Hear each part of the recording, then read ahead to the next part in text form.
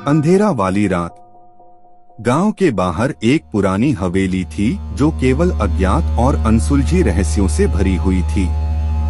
जितना भी इसके बारे में सुना जाता उतना ही भयानक और रहस्यमय था। वीर और दीपा, दो दोस्त, जब गांव में गुफा के पास रात में चर्चा कर रहे थे तो उन्होंने इस हवेली को देखा और उसकी ओर अधिक आकर्षित हुए। वीर ने कहा, चलो दीपा, एक बार अंदर देखकर आते हैं। दीपा ने डरते हुए कहा, नहीं, मुझे ऐसा लगता है कि हमें इससे दूर ही रहना चाहिए। लेकिन वीर ने इनकार कर दिया और वहां के दरवाजे को खोल दिया।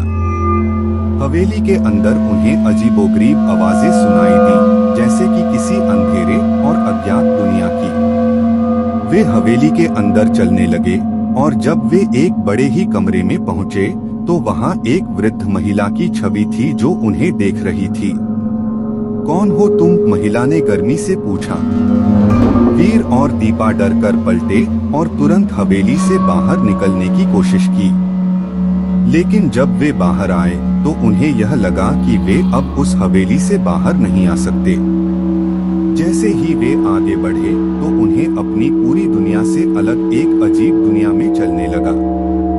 दीपा का भौंक बढ़ने लगा और उसने अपने बग में चला गया। जब वह लौटा तो वह अब बहुत बड़ा और भूतपूर्व लग रहा था।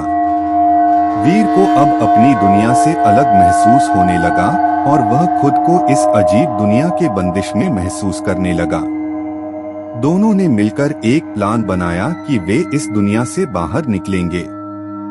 लेकिन जब वे वापसी के लिए हवेली में लौटे तो वे देखा कि उनका रास्ता अब बंद हो गया था।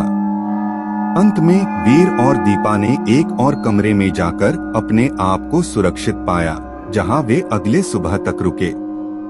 जब वे सुबह को हवेली से बाहर निकले तो वे अपनी दुनिया में वापस आ गए। लेकिन उनका अंधेरा वाला रात का अनुभव उन्हें हमेशा के लिए याद रहा। गांव के लोग अब भी उन्हें इस हवेली की कहानी सुनाते हैं और कहते हैं कि जो भी वहां जाता है वह अगले दिन के लिए वापस नहीं आता।